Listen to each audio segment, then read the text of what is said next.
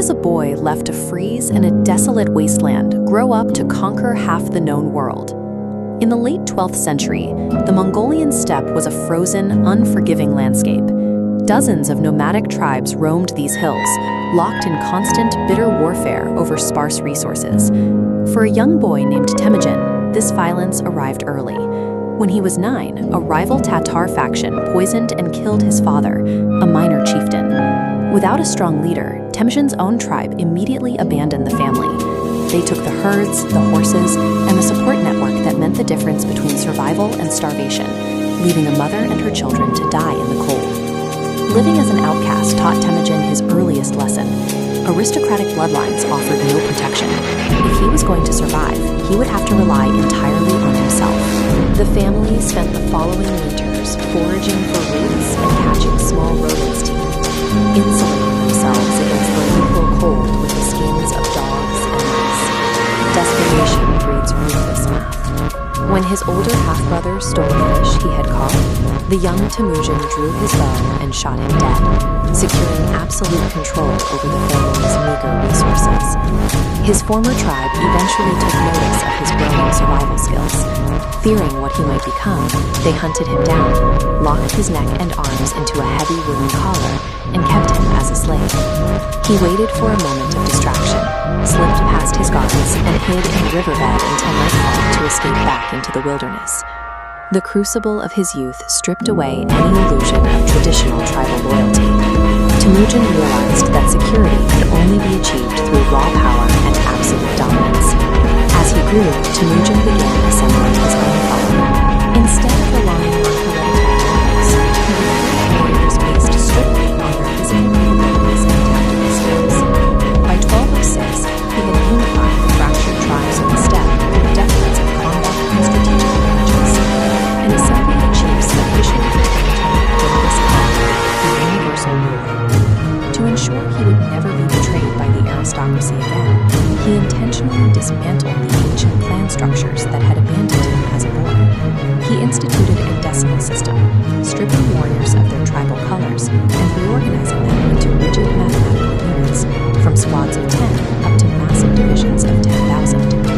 This erased old rivalries and tied a soldier's absolute loyalty directly to the army's command structure. Genghis Khan engineered a military machine mathematically immune to the tribal politics of his youth. This army moved with terrifying speed.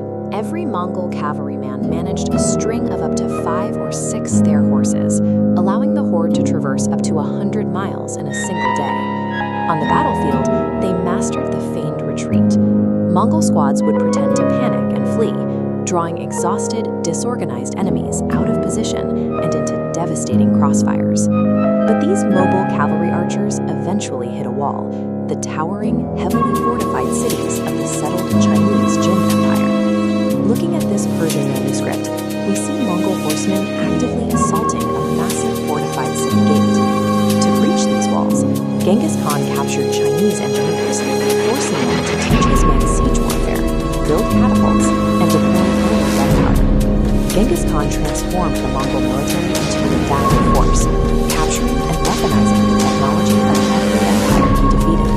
Genghis Khan presented foreign cities with a clear, binary choice: submit immediately to pay tribute and be integrated, or resist and face total annihilation. When populations resisted, the psychological terror was absolute. The Mongols would drive captives forward as human shields, and once the walls fell, they systematically massacred the inhabitants, leaving behind desolate ruins. Yet the architect of this town also implemented a strict legal code known as the Yasa. He outlawed the very things that had destroyed his childhood, forbidding the kidnapping of women and making livestock theft punishable by death. He also instituted absolute religious tolerance across the empire. Christians, Muslims, and Buddhists were allowed to practice freely, and their religious leaders were completely exempt from taxation. These laws were not the result of modern morality. They were pragmatic, calculated tools designed to eliminate internal conflict and pacify highly traumatized populations. To maintain control over vast distances, he built a massive network of relay stations that allowed intelligence and military orders to cross the continent in a matter of weeks. This infrastructure structure is depicted here in the Catalan Atlas, showing an illustrated camel caravan safely traversing the connected outposts of the Silk Road. By providing highly secure routes for traveling merchants, the Mongols revived global trade. This historical map outlines the staggering geographical scale of the empire.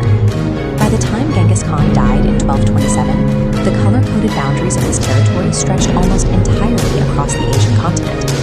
His descendants, like his grandson Kublai Khan, would push those borders even further into Europe and southern China, before eventually succumbing to the exact kind of dynastic infighting Genghis had spent his life trying to eradicate.